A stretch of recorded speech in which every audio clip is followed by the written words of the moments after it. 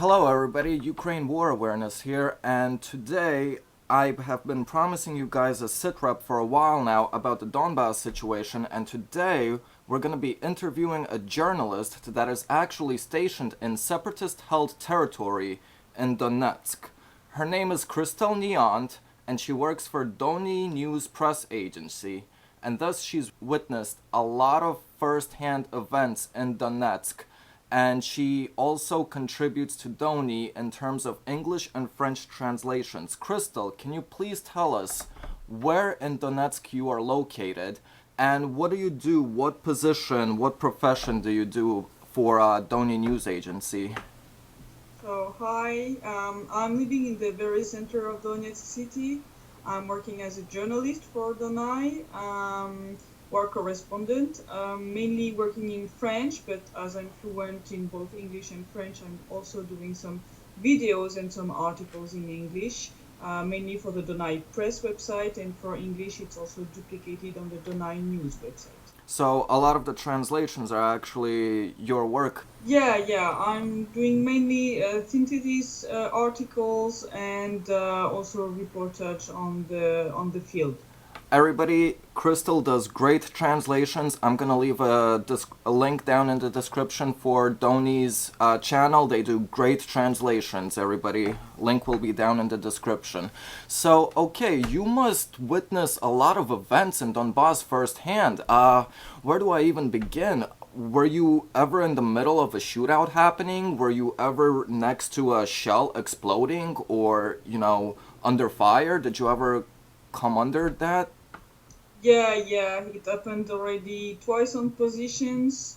Once we were shot at with Kalashnikov by the Ukrainian army, and once with mortar. And during the escalation week, which occurred end of January, beginning of February, while we were filming in the Kuibishevsky district, the Ukrainian army shelled again the district, and the shells fell just a few streets from where we were standing at this moment. The which district?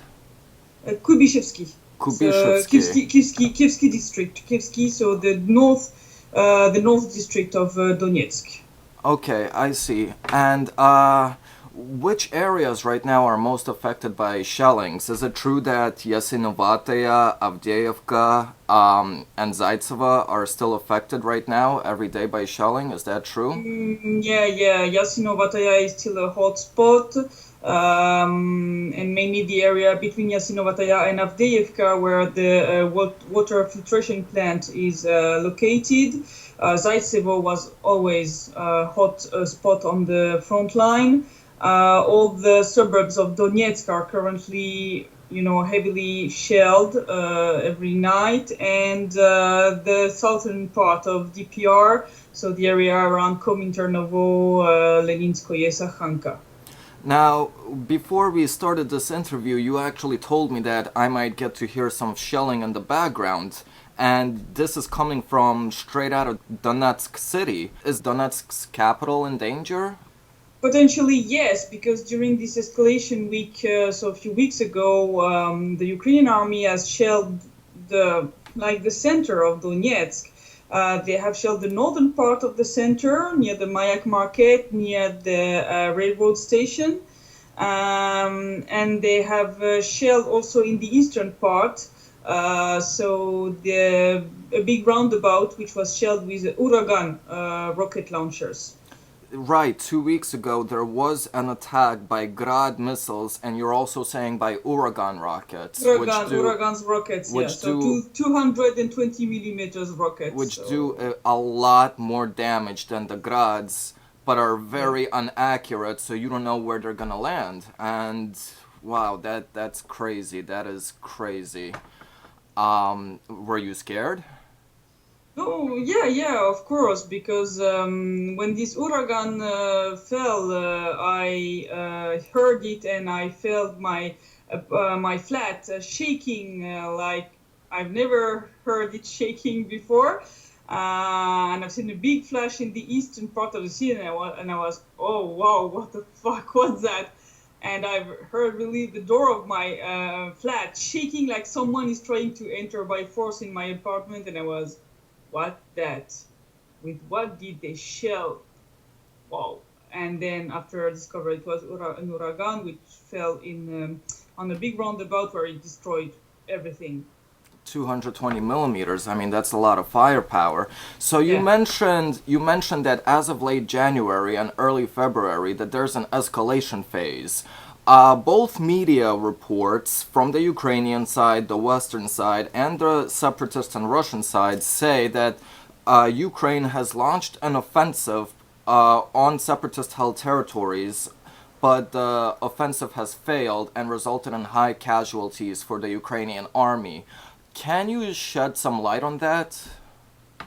Yeah, so the Ukrainian army tried 8 times in 1 week to attack the DPR army positions, which are near Yasinovataya, so between Yasinovataya and this industrial zone, which is in Avdiivka, the prom zone.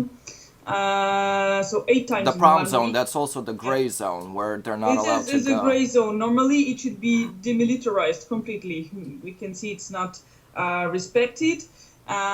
So 8 times in 1 week, the Ukrainian army had more than 230 dead and more than 450 injured amongst its soldiers. Oh my So god. it's really huge. Yeah. It's really the unit which was here, the 72nd Brigade, was completely annihilated by all these attacks. Ukrainian command had to refill it with other units to try to save what could be saved. So we can see that they were really attacking because they were pretending at some point that it was a DPR army which was attacking Ukrainian positions. But when you see the number of casualties on our side, we had only 18 dead and 26 injured. You really see who was attacking. I mean, Wow, more that than is tenfold difference. that is a huge difference. How do you guys verify those numbers that about 230 Ukrainians died, over 450 injured? Do you get that information from Donetsk headquarters, command center, or how you guys get those numbers? Or what do you do to verify them? So we have them from the DPR command. They obtain it through various intelligence, service like the recon units. Like we have also people on the occupied territory who are providing information to the DPR. And we have also social networks. There are some social networks, groups or pages where numbers are provided by people who are taking care of the injured, people who are working in the hospitals. Personally, I have also some contacts with some people working on the other side who confirmed me, for example, that the hospitals on the Ukrainian side were completely full. They were overloaded. They had so many soldiers to take care of that they had to push out civilians who were in these hospitals to put some place, to make some place for the soldiers. Kick out civilians to take care of soldiers. Holy shit. Wow. So you're saying that in government-held territories of Donetsk and Lugansk, there are still pro-separatist civilians, residents that still support the separatist movement in government-held territories? Yeah, of course, because you have to remember that the referendum, which occurred in 2014, was organized on the whole territory of the oblast of the regions of Donetsk and Lugansk, so including these territories which are currently occupied. And people on these territories voted the same way than here in Donetsk or in Lugansk. So they are, of course, for the independence of Donetsk and Lugansk People's Republic. So they are helping. It's really dangerous for them because of all the SBU and Nazi battalions who are, of course, trying to repress all this help that we receive in arresting and torturing a lot of these civilians who help the Now, TPR I movement. noticed something that here in the US at least, a lot of them, we call them extreme nationalists, groups like Right Sector or Azov Regiment or Aidar Battalion, or most of the groups that have basically been integrated into the Ukrainian National Guard, the National Guard of Ukraine. While a lot of people from the separatist side seem to be calling them Nazi battalions. Why is that? Have you personally seen any neo-Nazism from these groups that the separatists are fighting, or have you seen swastikas or anything to give them away that they are supporting actual Nazism instead of their just nationalist extremist ideas?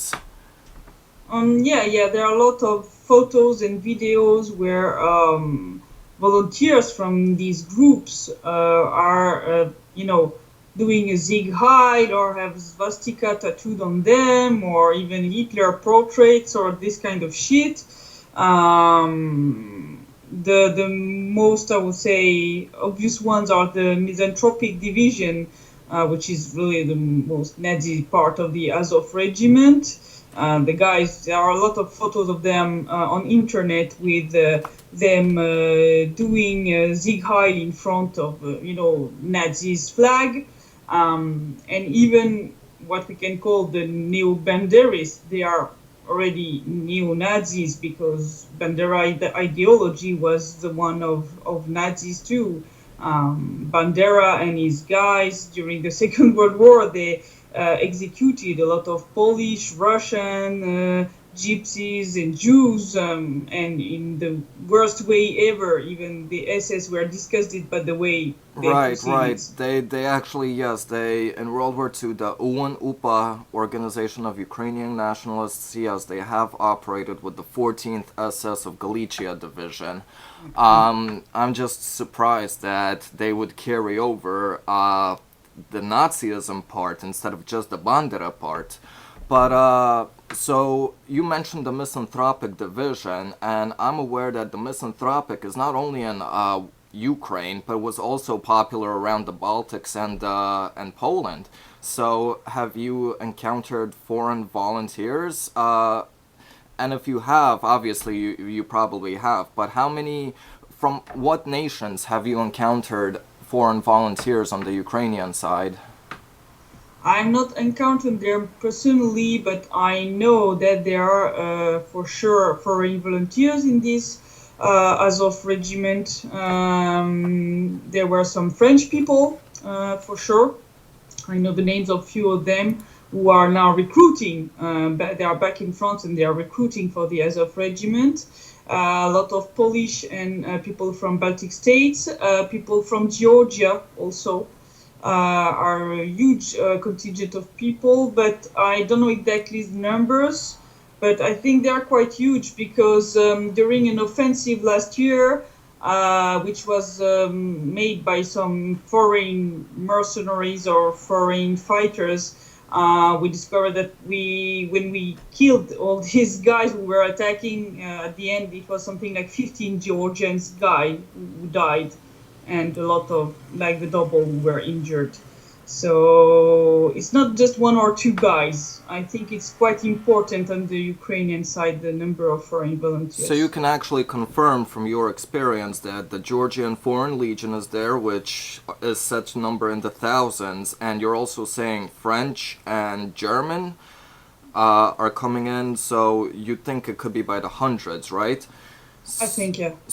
You probably see a lot of, well, I know for a fact you see a lot of separatist soldiers. Is there a lot of Russian volunteers and volunteers from other countries? There are some volunteers from Russia and from other countries, but it's not a huge majority. Majority of fighters here are local volunteers. I've met some Russian volunteers, and I really insist on the volunteers part, but also French ones, Serbian, Italian, German, American, British, Brazilians, Spanish, a lot of Spanish Oh, volunteers.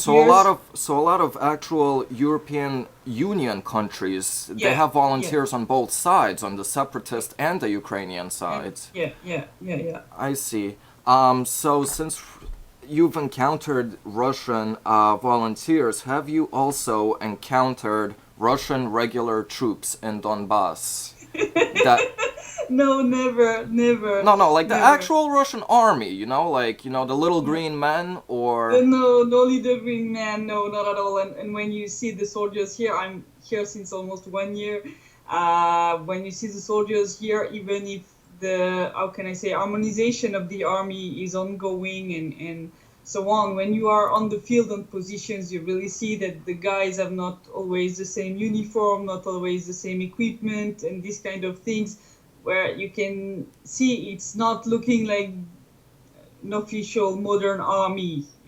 It's better than in the beginning when it was really the militia, but it's still some kind of hybrid between militia and real army. It's not. for all the viewers out there, militia means militia. So Christelle is referring to when the militia just started out. So you personally see these people when they change their uniform. It's just from some storage or some humanitarian aid delivered uniforms that came from Russia, but doesn't necessarily make them Russian soldiers, right? Yeah, and they have also a lot of trophies like remains of Ukrainian uniforms or this kind of things that they took from what they Right. found in like military shops or this kind of things. So you have. So I'm curious, since you know that evil Russia is invading Donbass, you must encounter a lot of local residents around. You must communicate and socialize with a lot of average daily people on a daily Yeah. basis. How is, for the average citizen, how's the popularity rate of the current government and leaders, such as Alexander Zakharchenko or Plotnitsky, the heads of states of DPR and LPR? Uh, I know that all people are affected and tired from the war, but do they still support what the heads of states are doing to them? And are actual changes, reconstructions, and improvements occurring in the separatist held regions? Yeah, the level of support is really good. We have seen that during the primaries, so these kind of elections which were organized in October. In 2016. DPR, yeah, 2016, we have seen in DPR, for example, the number of candidates from the Donetsk Republic movement, which is the movement of the current government. They obtained something like more than 90% of the constituencies of the city. So it was really a huge plebiscite for the current authorities.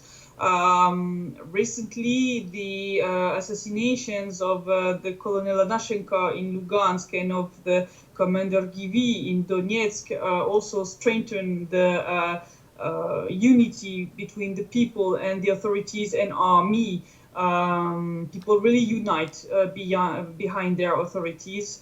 So the people genuinely actually respected those commanders. They're not being forced to by the government or anything. No, not at all. You can see that during their funerals for Motorola, there were more than 50,000 people. Givi was 55. I was here. I was here at both ceremonies, and I really saw people crying, really people being angry against their murderers and really calling for revenge. So it's not something you can force people to do. For Givi mainly, it was like something -10 outside when the funerals occurred, and there was a queue of people during more than 2 hours, old babushka, old grandmas, who were here with some flowers they succeeded to buy with their little pension, and waiting during 1 hour and a half just to be able to just to lay yeah, the flowers, basically. I yeah. Just put understand. the flowers near the coffin. So the reconstruction is ongoing, of course, slowly, because the means of the two republics are quite small for the moment. It's two states in war with an economic blockade.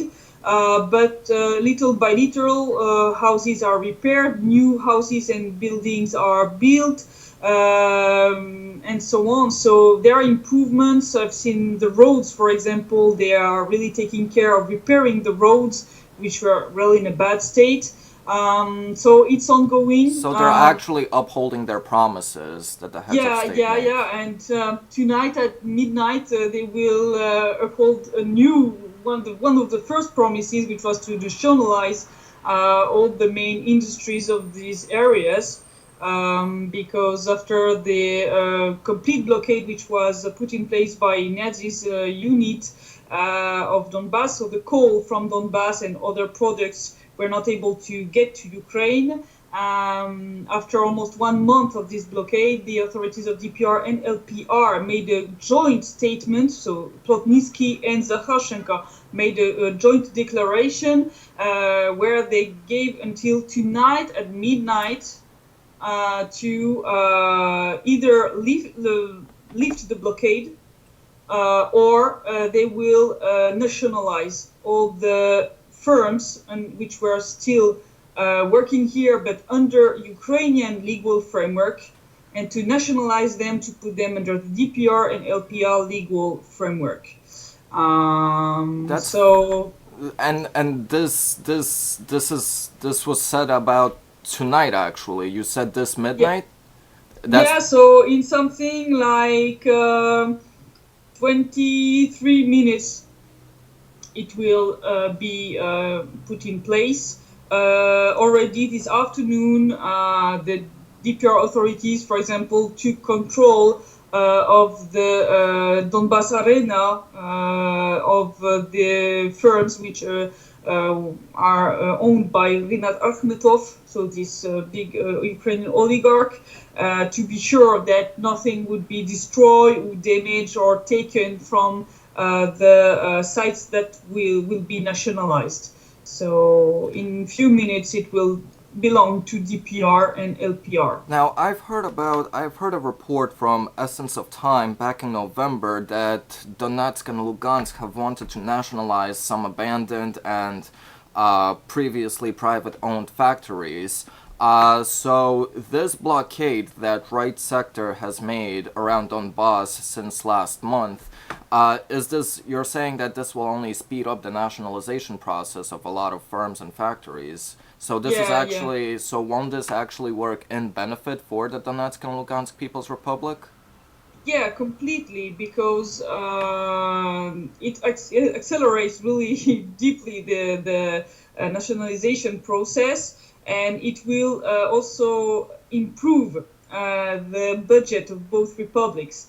I've seen a statement today that for DPR, for example, they have evaluated that by nationalizing all these firms, it will provide something like 70% of the budget of the state.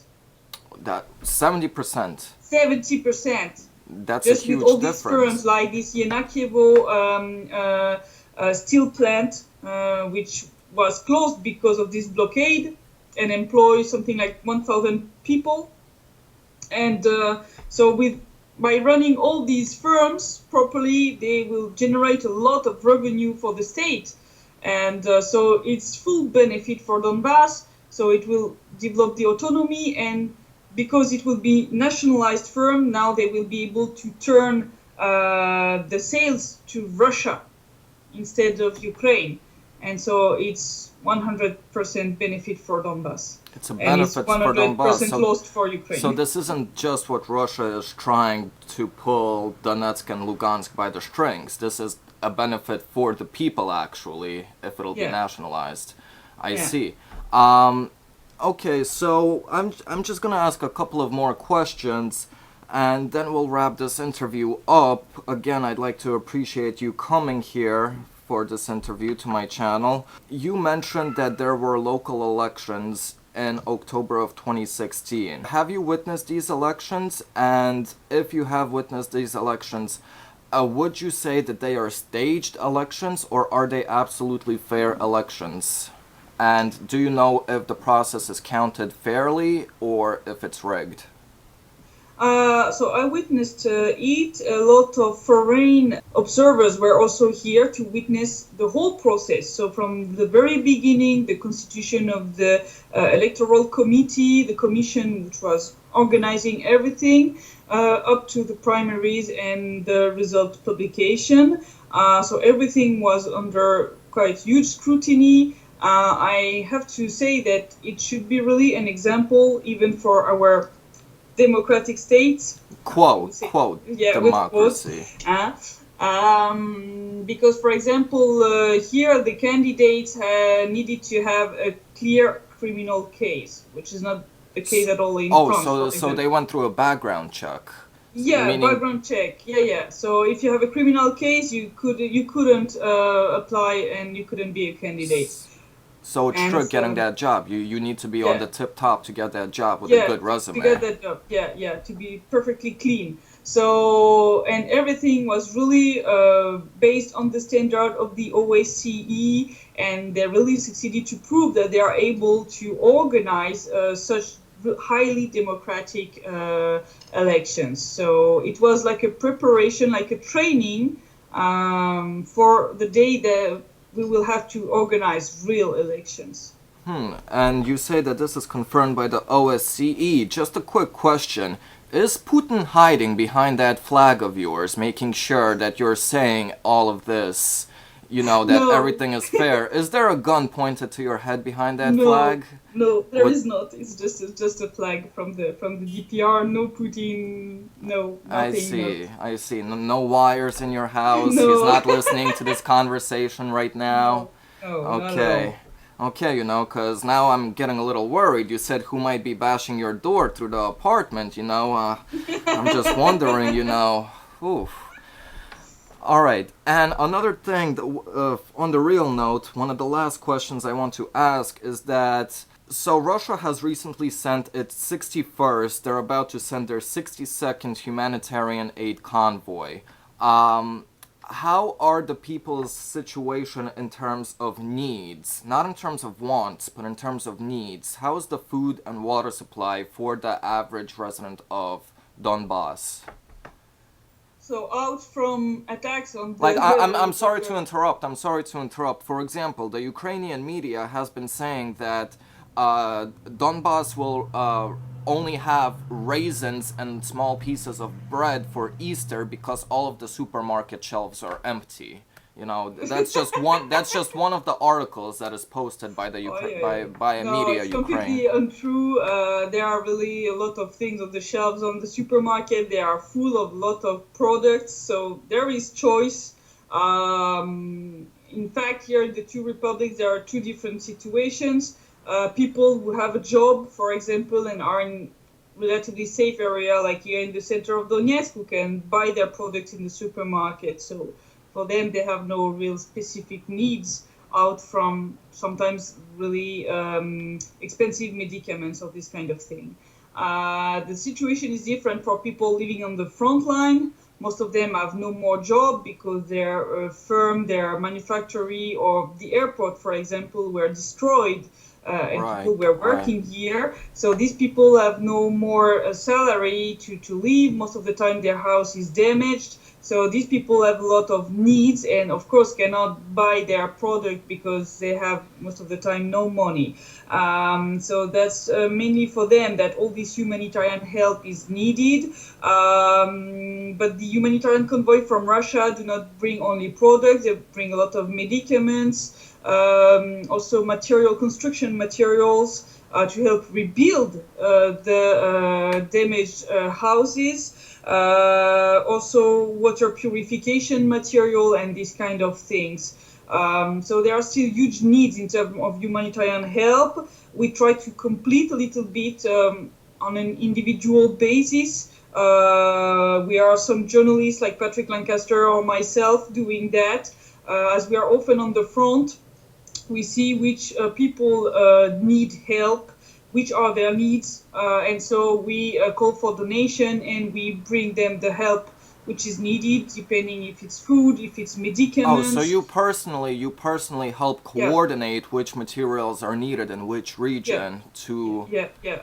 exactly. So we brought a lot of things from food to like little gifts for Christmas for the children, like construction materials, like windows, like things to repair the roofs, because it's often the roofs and the windows which are destroyed during shellings. So we are doing all these kind of things and showing in That our is articles. fantastic. That is just fantastic. That must be a lot of people must be really appreciative of that. Yeah. And have you ever coordinated to to have a tank in one of those trucks? How, a lot of articles say that Russia is bringing in weapons through those trucks, but is anybody monitoring? Are you affiliated with the Red Cross with these, or any foreign observers or international organizations with the Russians' No, we're humanitarian not convoy? affiliated with them. We know that, for example, the Red Cross is working here, providing mainly food and medicaments to some people on the front. The trucks from Russia are scanned and they are, checked by OSC people at the frontier. And as I've crossed myself several times the frontier with Russia. I can ensure that all the trucks, they are passed through a big scanner. I mean, nothing illegal should cross the border. It's not So possible. you've never seen Yeah. a tank inside a truck? No, never Oh, ever. okay. Just making sure, just making sure. But wow, you are doing fantastic work. And uh, as a last final question, uh, Putin has recently, about a week ago or less, he has actually recognized the passports of Donetsk and Lugansk People's Republics. Uh, is this a result from the blockade that right sector is imposing, and will this make it easier for you to do humanitarian aid collaborations? And what benefit, if any, do the people of Donbass receive? So it's a huge step, of course, to help people. I think it's partly due to this blockade from the Nazis battalion, but also to the escalation which occurred end of January, beginning of February, and the disappointment with Trump. I think it's a whole package which pushed Putin to take such a decision. Until then, the passports were unofficially recognized, so we were already able to cross the border with it, but it was unofficial. So of course it will facilitate a lot the life of people here because they often cross the border. They have a lot of family in Russia, or in case of need to evacuate if there is a big offensive. Oh, so this For can me, open up the gates to a visa-free it can regime, also so because called. it's without visa, so people with the DPR or LPR passport can enter into Russia without visa. So of course it will facilitate a lot. It will facilitate also access, for example, to banks, because we have no more bank working here out from the central bank of Donetsk and the central bank of Lugansk. So it will, I think, allow people to be able to more easily go to Russia to access to banks. So it will facilitate, of course, the situation of people here. It will not change that much situation for the humanitarian help because it's already circulating really easily. And on our side, we mainly buy what we need here directly. So we just receive the money from the donors, and we buy everything here to make the local market running. So for us, it will not change things that much. It will facilitate the life of locals for sure. I see. Thank you for answering that question. And if Ukraine, you said that they were pissed off about Trump, upset. Um, if Ukraine was to launch a third offensive, a large scale offensive on the territories of separatists, do you think, from everything that you see from your perspective, do you think that the separatists will be able to withhold and stand their own ground from a third offensive? Or do you think that the capital of Donetsk city will be raided within hours in a blitzkrieg-like strike? Does DPR and LPR have what it takes to defend themselves from Ukraine? They have the means to defend themselves. Of course, we are less numerous in terms of armed forces, but our armed forces, our soldiers are much more motivated. They have a strong motivation, strong will to fight. So I'm quite sure that there will be a third offensive, but we will withstand, I think, with a quite huge losses if they really do it efficiently, but it will end like a cold run, like we did in Debaltsevo and like Ilovaisk? Yeah, we have seen that last year when they attacked in the area of Logbinovo, so in the region of Debaltsevo. They succeeded to take some positions, but then we just destroyed their forces there and pushed them back. So we had some losses, but we inflicted them, like in these attacks in Avdiivka a few weeks ago. We have inflicted them really huge losses. So I think we will be able to withstand. And if really Donetsk city would be in danger, I am quite sure that a lot of people amongst the population would just stand and rise to fight to defend their city like they did in 2014.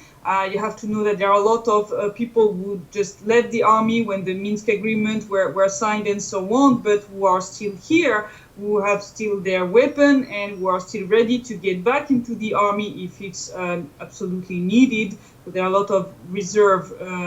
So basically almost as if the whole city is just filled with people of reserve type capacity. Yeah, of course. As Alexander Zakharchenko said, Russia will not need to intervene because for it to be forced to intervene, it means that we are all dead. Because as long as there is one Donbass child here, he will fight to defend his motherland. Right. I absolutely understand that coming from a person like him.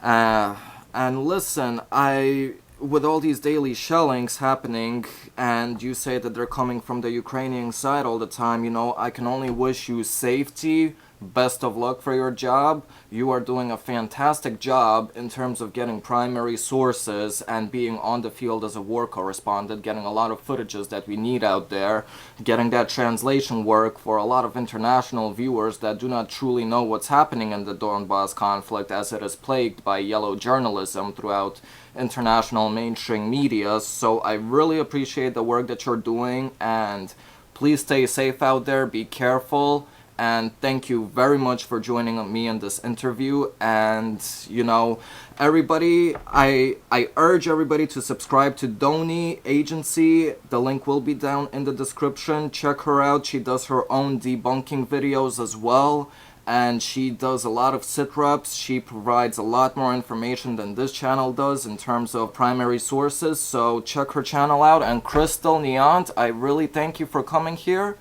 You're welcome. And pleasure for me too. And I promise I will be careful. Thank you. That's a good promise. And I'm sure that we will have an interview in the future whenever unlikely events in Ukraine that are bound to happen. Well, I will look to you for all types of sorts of information. So thank you again very much, and be careful out there.